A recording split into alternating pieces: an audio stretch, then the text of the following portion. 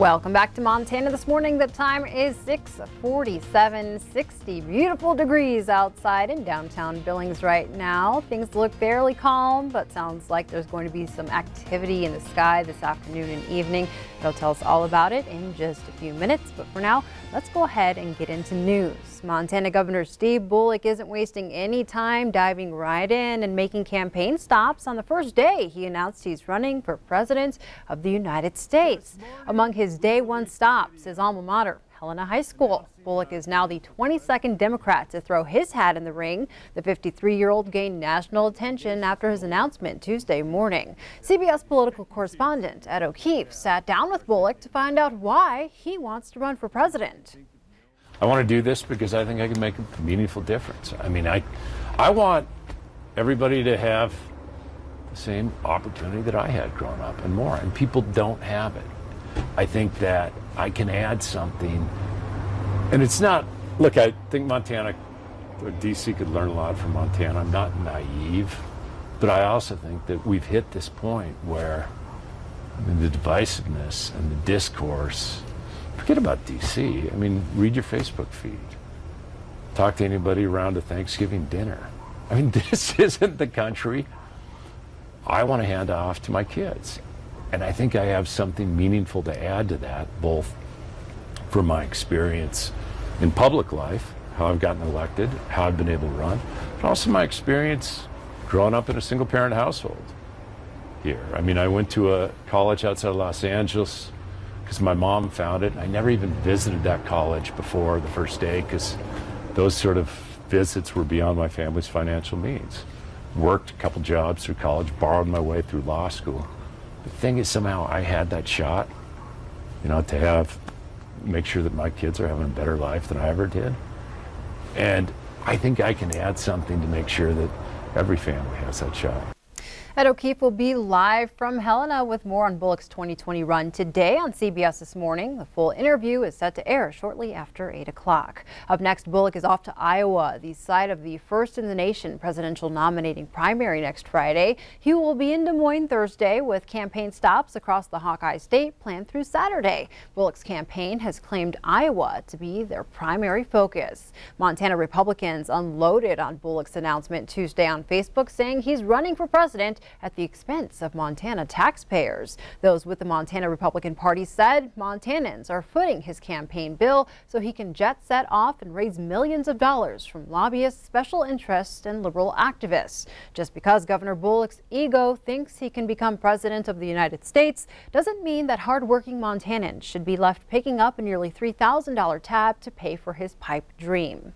Political experts and analysts across the country and across the state are weighing in on Bullock's presidential announcement. Q2's Andrea Lutz sat down with a political professor for some perspective. We know what the stage is for the presidential candidacy, 22 different Democrats. Where is Bullock going to really find his place here? It's pretty early, so we don't know quite where things will end up. He's one of 22. He just got in the race. Polling's not necessarily in his favor, but again, it's very early. Let's talk about, this is the biggest question that I think Montanans are asking themselves. They're asking the governor too. Why didn't you go for the Senate? Why make that huge leap to the presidency? Well, he's an executive for the state right now, and I think that's probably his wheelhouse. He's probably the most comfortable in an executive position. You don't get a lot of attention in Congress. You're one of 535 people versus a president. What are his chances of actually making Montana, which, as we have talked about, it's pretty red. You might say it's purple. But what are your chances of actually winning our own state? If he can get on the debate stage, that means his polling has to be good. He has to be a high enough profile to get on the debate stage. If he does that, there is a chance. And Dr. Pope also says if Bullock doesn't have a shot, he may have a chance at a cabinet position if a Democrat is chosen as the next president in 2020. One Billings business already busy as a result of Governor Bullock's run for president. The Billings Times was awarded a contract to do printing for Bullock's presidential run. The Times, which has been in business since 1891 in Billings, is printing letterhead, envelopes for fundraising, and thousands of rally signs for Bullock's presidential campaign. It's a huge honor. Yeah, we've done work for Governor Bullock in both of his campaigns, and for them to come to us right off the bat when he was announcing for president to do work for him. It's a tremendous honor. We're very proud. Employees at the Times had to sign a non-disclosure agreement to keep the governor's run for president a secret until it was officially announced on Tuesday. Continuing our coverage, Billings police say they're investigating the involvement of youth in the shooting death of a 15-year-old Billings girl. The victim, identified as Tiana Rowland, died on Saturday at a home on Stella Street in the Heights. Lieutenant Brandon Woolley says no charges have been filed and no arrests have been made. Police are determining if the shooting was accidental or homicide. After just 6 months on the job, the Billings City Administrator is getting a raise. The Billings City Council gave Chris Kukulski his 6-month job evaluation at this week's meeting. In Kukulski's contract, there is a clause that says after 6 months, the city would consider increasing his salary by 5%. After that evaluation, the increase bumps Kukulski's salary to about $188,000 a year. The council voted 8-2 to approve the raise Monday night. Billings Mayor Bill Cole says the raise brings Kukulski's salary closer to his counterparts in cities of a similar size.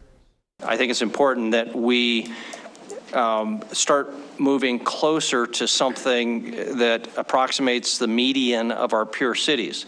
Chris will still be about $5,000 less in base salary than Bozeman, which is a city less than half our size, and substantially less than Casper, Fargo, Rochester, Minnesota, all of which come closer to that $200,000 neighborhood.